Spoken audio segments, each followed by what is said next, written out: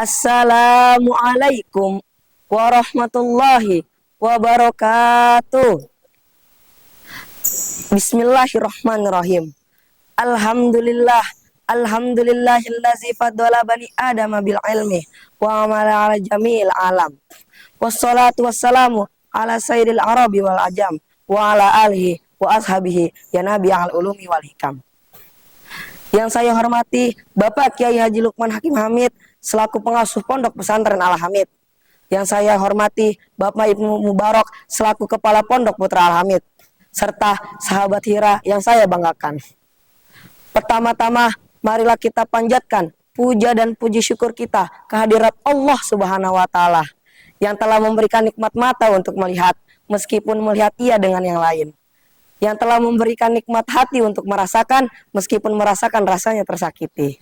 Selawat serta salam semoga tercurah kepada baginda Nabi besar Muhammad sallallahu alaihi wasallam yang telah membawa perubahan dari zamannya nenek-nenek manjat pohon sampai zamannya nenek-nenek megang iPhone.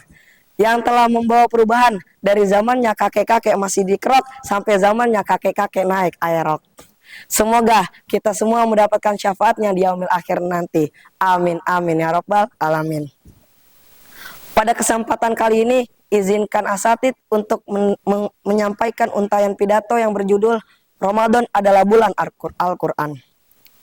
Bulan Ramadan adalah bulan yang dimana seluruh umat muslim di dunia sibuk dengan ibadah mulai dari pagi, siang hingga malam menjelang tidur. Seolah-olah bulan Ramadan adalah bulan yang tak pernah lepas dari kegiatan ibadah. Salah satu kegiatan ibadah di bulan Ramadan adalah Syahrul Quran atau yang disebut dengan bulannya Al-Quran. Semua orang-orang yang berpuasa pada tahun ini menjalankan tadarus Al-Quran. Sebagaimana Allah berfirman dalam Al-Quran surat Al-Baqarah ayat 185 yang berbunyi, A'udzubillahi minasyaitonirrajim. Bismillahirrahmanirrahim. Syahrul Ramadana allazi unzila fihil Qur'ana hudal linnasi wa bainatim minal huda wal furqan. Yang artinya, sesungguhnya bulan Ramadan adalah bulan yang di dalamnya diturunkan Al-Qur'an untuk pedoman bagi orang-orang muslim. Dan di dalamnya terdapat penjelasan-penjelasan tentang petunjuk itu dan terdapat pembeda antara yang hak dan yang batil.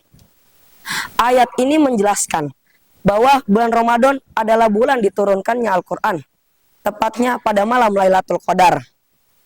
Pendapat ini diyakinkan oleh banyak ulama tafsir Quran. Salah satunya adalah Ibnu Katsir pada tafsir Al-Quranil Azim. Tradisi tadarus Al-Quran ini sudah ada sejak dahulu dan dilakukan oleh ulama-ulama besar seperti Imam Syafi'i yang menghatamkan 60 kali Al-Quran dalam satu bulan Ramadan. Seperti Imam Malik yang rela-rela meninggalkan kegiatan belajar mengajarnya hanya untuk membaca Al-Quran. Ibnu Jabar Al-Badawi menyatakan bahwa dasar tujuan membaca Al-Quran di bulan Ramadan ini seperti mana yang ada di riwayat Ibnu Abbas yang menjelaskan satu hadis bahwa baginda Rasulullah SAW adalah manusia yang paling dermawan, apalagi jika bulan puasa. Rasulullah SAW setiap malam pada bulan Ramadan bertemu dengan malaikat Jibril hanya untuk belajar Al-Quran. Dan kedermawanan Rasulullah SAW melebihi angin yang berhembus. Hadis riwayat Bukhari.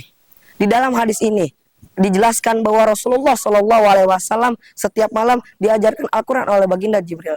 Oleh karena itu, kita semua harus membaca Al-Quran dengan rajin pada bulan yang mulia ini. Apalagi dianjurkan pada malam bulan Ramadan untuk membaca Al-Quran. Karena malam pada bulan Ramadan adalah malam yang hening. Sehingga kita bisa lebih khusyuk untuk membaca Al-Quran dan bisa untuk merenungi ayat-ayat yang ada di dalam Al-Quran. Sahabat Hira rahimakumullah. Selain membaca Al-Quran, harus adab-adab yang harus kita terapkan pada diri kita saat membaca. Yaitu tajwid dan lain-lainnya. Mungkin adab yang pertama adalah khusyuk dan merenungi ayat Al-Quran.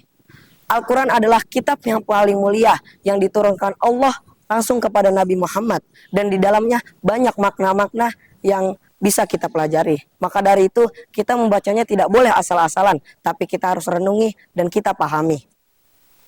Sebagaimana Allah berfirman dalam Al-Quran surat As-Sadd ayat 29 yang artinya, sesungguhnya aku telah menurunkan Al-Quran kepada Nabi Muhammad SAW agar kalian merenungi ayat-ayatnya dan manusia yang berakal sehat bisa mempelajari maknanya. Pada ayat ini dijelaskan bahwa Al-Quran diturunkan kepada Nabi Muhammad agar kita mendapatkan pedoman dan kita bisa berjalan di jalan yang benar dan agar hidup kita menjadi lebih semangat untuk lain-lain hari. Adab yang kedua adalah memperindah suara. Memperindah suara ketika membaca Al-Quran bisa membuat diri kita fokus, membuat kita lebih khusyuk dalam membaca Al-Quran. Sebagian besar ulama meyakini bahwa membaca Al-Quran dengan memperindah suara bisa memperkhusyuk bacaan Al-Quran dan hukumnya adalah sunnah. Tapi jangan sampai memperindah suara bisa memperusak hukum tajwid kalian, seperti memanjangkan yang harusnya tidak panjang dan memendekkan yang harusnya tidak pendek. Sebagaimana Rasulullah SAW bersabda, "Zayanul Quran bi aswatikum," yang artinya, hiasilah Al-Quran dengan suara indahmu. Hadis riwayat Abu Daud. Sahabat Hirah rahimakumullah, mungkin kita bisa memperbanyak membaca Al-Quran di bulan yang mulai ini dan kita bisa memperbaiki bulan Ramadan tahun ini lebih baik daripada tahun sebelumnya. Mungkin sekian untayan pidato yang dapat saya sampaikan. Mohon maaf bila ada kesalahan kata. Bila ada sumur di ladang, boleh kita menumpang mandi. Bila ada umur yang panjang, boleh kita bertemu lagi. Jika ditinggal seseorang, jangan hanya nangis, diam, dan menunggu. Tapi tetap ibadah, lupakan masa lalu, ingat Allah tetap bersamamu. Wallahu muwaffiq ila aqwamit thoriq. Wassalamualaikum warahmatullahi wabarakatuh.